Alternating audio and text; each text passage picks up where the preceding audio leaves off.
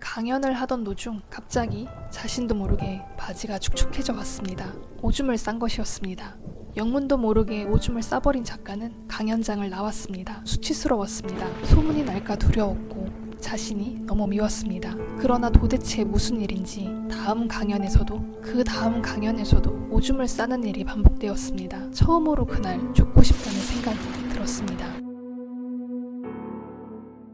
제가 얼굴 빨개짐으로 한창 심적 고통을 느끼며 어두운 터널 속에 있었을 때 위안을 받았던 여러 가지 중 하나가 책이었는데요. 그 중 하나가 글배우 작가님의 지쳤거나 좋아하는 게 없거나였습니다. 강연할 때마다 오줌을 쌌던 어느 작가의 이야기도 이 책에서 언급되었던 내용인데요. 이 일화 속 작가는 시간이 지나 자신이 왜 그랬는지 알게 되었는데 바로 자신도 그동안 몰랐던 중년 남성에 대한 트라우마 때문이었다고 합니다. 어릴 적 아버지한테 하도 많이 맞아서 중년 남성이 많이 모인 곳에서 강연을 하면 자신도 모르게 죽음에 준하는 공포를 느끼게 되었고 두려움에 오줌을 싸게 된 것이라고 해요. 아버지를 미워하고 그러다 결국 자신을 미워하고 죽고 싶다는 생각으로 한동안 숨어 강연도 하지 않고 글도 쓰지 않다가 어느 날 태어나 처음으로 자신에게 말해주었다고 합니다. 괜찮아, 괜찮아. 그 이후 기저귀를 차고 강연을 했고 6개월이 지나 그는 더 이상 오줌을 싸지 않게 되었다고 합니다.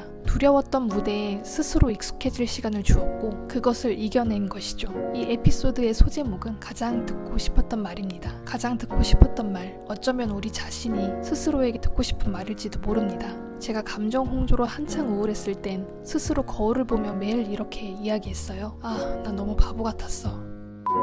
남들 앞에서 시도 때도 없이 빨개지는 내가 너무 싫더라고요. 자책도 많이 했습니다. 이렇게 자신을 미워하고 한심하게 생각하니 남들이 선 넘게 툭 던지는 말 한마디, 행동 하나하나, 미세한 표정 변화에 엄청나게 감정적으로 휘둘렸습니다. 썸남을 만날 때도 그랬어요. 호감이 가는 남자와 데이트를 할 때면 나를 좋아하지 않을까봐 전전긍긍했고 긴장된 상태다 보니 얼굴이 엄청 자주 빨개졌습니다. 무엇보다 상대방의 시선과 표정 변화에 굉장히 예민하게 반응했는데요. 갑자기 얼굴이 빨개지면 웃으며 유쾌하게 그 상황을 넘기지 못하고 스스로를 창피해하고 이런 내 모습을 숨기고만 싶어 했습니다. 그래서 전 어쩔 때는 나 신발끈이 풀렸어 이러고선 고개를 푹 숙여버리고 신발끈 묶는 척하며 빨개진 얼굴을 숨기는데 급급한 적도 많았습니다.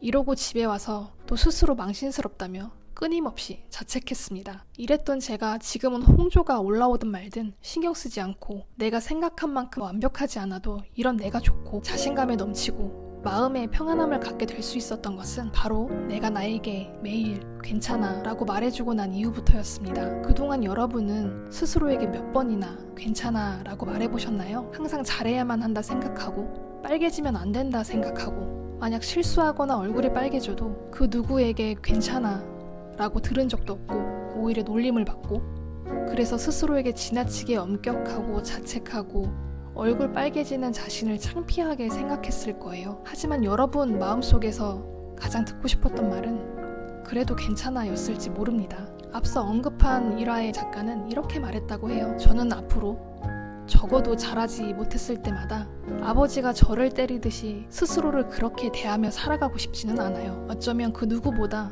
내 마음을 가혹하게 대하고 있었던 것은 당신 스스로일지 모릅니다.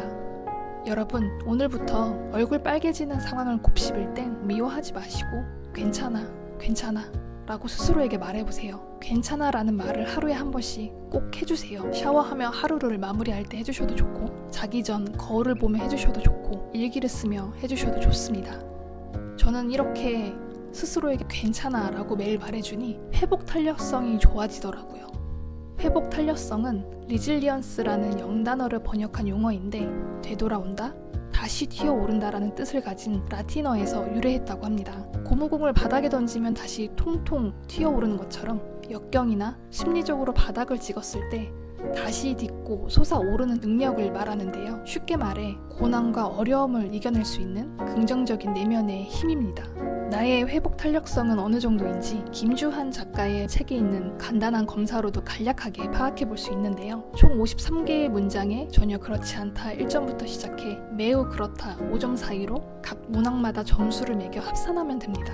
검사해볼 수 있는 링크는 더보기에 남겨둘게요. 제가 말씀드리고 싶은 것은 이겁니다. 홍조를 없애거나 줄이려는 노력 또한 필요할 수 있겠지만 무엇보다 홍조인에게 필요한 것은 스스로에게 괜찮다라고 말해주는 것, 나 자신을 아껴주고 사랑하는 것, 그리고 이를 통해 회복 탄력성을 높이고 마음의 평안을 얻는 노력도 필요하다는 점입니다. 홍조가 남들한테 피해주는 거 아니잖아요. 옮기는 바이러스도 아니고 그냥 내 얼굴, 나 혼자 빨개지고 마는 거거든요. 그러니 스스로 마음을 괴롭히지 마세요. 꼭 나에게 괜찮아 라는 말을 하루에 한 번씩 해주세요.